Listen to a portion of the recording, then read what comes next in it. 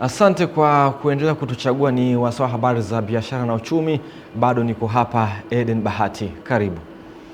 Taasisi ya Raji Foundation imekabidhi mizinga 25 ya nyuki kwa chama cha wanawake wajane CCWWT wilayani Kibaha mkoani Pwani kwa lengo la kuwasaidia wajane hao kushiriki kikamilifu katika shughuli za uzalishaji na kuwawezesha kiuchumi, ikiwa ni sehemu ya maadhimisho ya siku ya wajane duniani.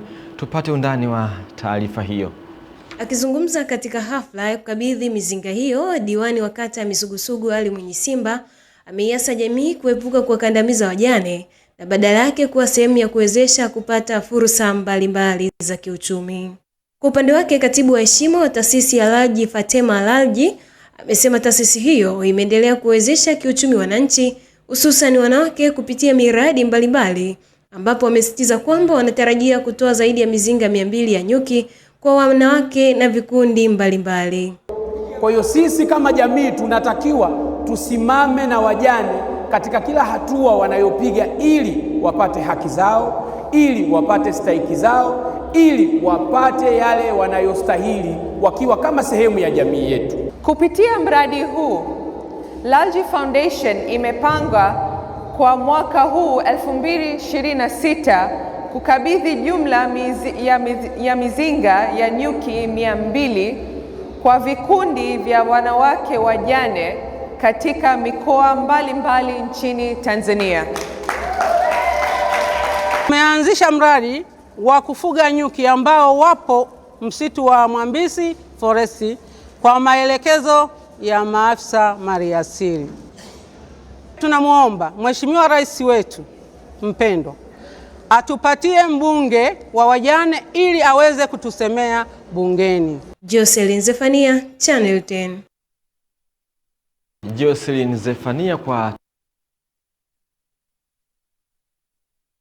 Trade imesema maonesho ya kimataifa ya biashara ya Dar es Salaam Sabasaba ya mwaka huu yatakuwa ya kipekee na yenye ubunifu mkubwa zaidi, yakilenga kuongeza ushiriki wa wafanyabiashara wa ndani na nje ya nchi pamoja na kufungua fursa mpya za biashara na uwekezaji. Tupate undani wa taarifa hiyo.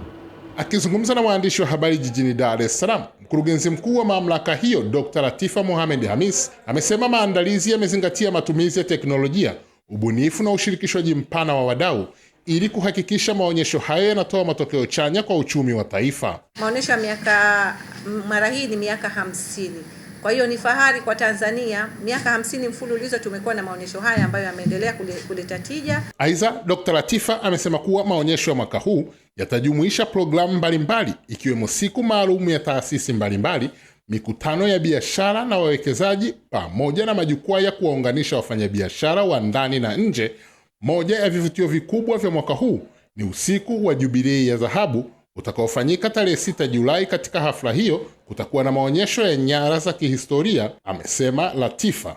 27 huo katika viwanja hivi tutakuwa tuna sherehe za fashifashi, fataki. Tutapiga hapa fashifashi kuonyesha kwamba tayari tunaingia tarehe 28 miaka 50 tumetimiza. Kwa hiyo na sisi tutakuwa tunasherehekea kutimiza kwa miaka 50 kwa sherehe hizo ndani ya viwanja hivi. Kutoka Dar es Salaam, Emmanuel Chegere, Channel 10. Asante Emmanuel Chegere kwa taarifa hiyo. Wafanyabiashara na wavuvi wa Shamba mjini wilaya ya Micheweni wamesema kuwa ujenzi wa bandari ya Shumba mjini utachangia kuimarika kwa hali zao za kiuchumi kupitia ongezeko la shughuli za biashara, ajira na mwingiliano wa watu watakaokuwa wakiwasili na kuondoka bandarini hapo. Taarifa zaidi na Masanja Mabula. Wakizungumza bandarini hapo, wananchi hao wameipongeza serikali kwa juhudi zinazofanya kuhakikisha ujenzi wa bandari hiyo unakamilika na kufikia malengo ya kuboresha huduma za usafiri na kuchochea maendeleo ya kiuchumi kwa wananchi wa kisiwa cha Pemba.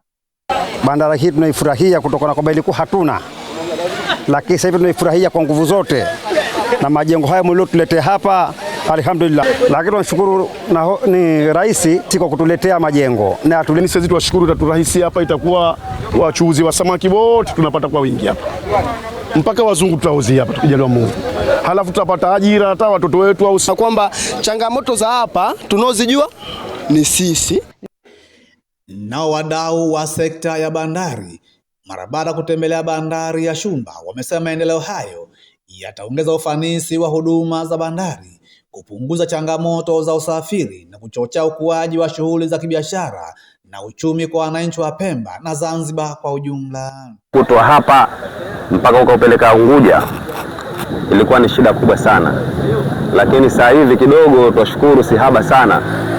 Mambo yetu yote tumalizia hapa, mambo ya maharama makosti mengi twashukuru tumepunguza. Kwa upande wake mkuu wa bandari ya Shumba Hamadi Juma Hamadi anasema miundombinu hiyo inatarajiwa kuongeza uwezo wa bandari katika utoaji wa huduma na kuwezesha kuhudumia meli kubwa, hatua itakayochangia kuimarika usafiri wa bandari, usafirishaji wa mizigo na maendeleo ya kiuchumi kwa wananchi wa Pemba.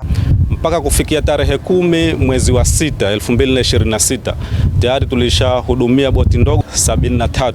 Kwa hivyo tunaona kwamba ni kasi kubwa ambao kwa mradi huu utaweza kutoa huduma ambazo kwa zitasaidia wananchi wetu, hali ambayo kwa itapelekea uchumi wetu kuweza kukua. Channel 10 Pemba. Taarifa ya Masanja Mabula kutoka Pemba inatuwekea utuo kwenye habari za biashara. Tunapata mapumziko mafupi, tukirejea hapa itakuwa ni wasaa habari za michezo na burudani. Mimi ni Eden Bahati.